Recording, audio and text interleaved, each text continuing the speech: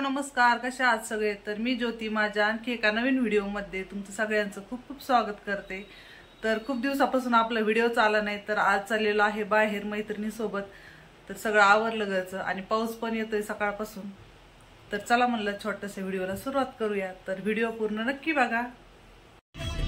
वातावरण तर खूपच सुंदर झालेलं आहे, छान असं हिरवागार डोंगर दिसतोय, मस्त गार हवा सुटलेली आहे। तर आम्ही सगळ्या मैत्रिणी मिळून चाललेलो आहे आज कपिलधारा इथे। तर गाडीमध्ये खूप जास्त गर्दी झाली होती, पण सगळ्यांसोबत असल्यानंतर मजाच वेगळी असते, खूप छान वाटतं सगळ्यांसोबत असं जायला। तर आता आम्ही पोहोचलेलो आहे कपिलधारा इथे। तर बघू शकता किती छान मंदिर दिसतंय, डोंगरामध्ये मंदिर आहे इथे। मी एकदा आले होते या मंदिरामध्ये, पण तेव्हा पावसाळा नव्हता आणि एवढं हिरवगार वाटत नव्हतं। तर आता खूप सुंदर वाटतंय, पावसाळा असल्यामुळे सगळीकडे पाणी दिसतंय। तर बघू शकता मंदिर आलेलं आहे इथे। तर एकदम छान असं प्रसन्न आहे, मंदिराजवळ पण धबधबा आहे, त्याच्यामुळे अजून छान वाटतं। तर आम्ही पोहोचलेलो आहे इथं मंदिराजवळ, दर्शन झालं आमचं आणि त्याच्यानंतर आम्ही धबधब्याकडे चाललेलो होतो। सगळ्यांचं एकदा गेले की फोटोशूट व्हिडिओ काढणं सुरू होतं। तर छान असं एन्जॉय केला मैत्रिणीसोबत। पावसाळ्यामुळे धबधब्याजवळ गर्दी पण जास्तच होती आणि पाणी पण खूप जास्त वाढलेलं होतं। जेव्हा आम्ही आलो होतो तेव्हा जास्त पाणी नव्हतं आणि आतमध्ये जायला पण जमत होतं, पण आता जास्त पाणी असल्यामुळे साईडनी सगळं बंद केलं होतं। तर साईडनीच आम्ही फोटो काढले। तर मस्त असं फोटोशूट सुरू झालेलं आहे सगळ्यांचं। तर ग्रुपने आम्ही मैत्रिणीसोबत गेलेलो आहे सगळ्या मिळून।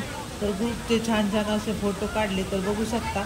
तर फोटो काढल्यानंतर मग आम्हाला जायचं होतं डोंगरावरती एका ठिकाणी थांबायचं जेवणासाठी।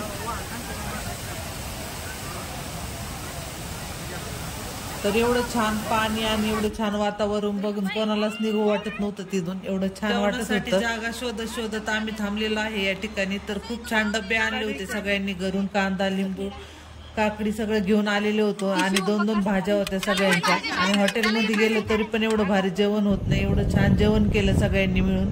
आणि त्याच्यानंतर आमचं फोटोशूट सुरू झालं, फोटो काढले आणि त्याच्यानंतर आलो घरी। तर घरी येऊपर्यंत संध्याकाळ झाली होती आणि लगेच करायचा होता स्वयंपाक। तर स्वयंपाकामध्ये बनवायची होती सोयाबीनची भाजी, त्याची तयारी इथे मी करत होते। तर मसाला रस्सा भाजी करायची आहे सोयाबीनची। तर त्याच्यासाठी कांदा भाजून घेतला आणि खोबरं लसूण काढून घेतलेलं आहे। तर ईश्वरी पण मला इथं थोडी स्वयंपाकामध्ये मदत करत होती, ती पण आली होती माझ्यासोबत।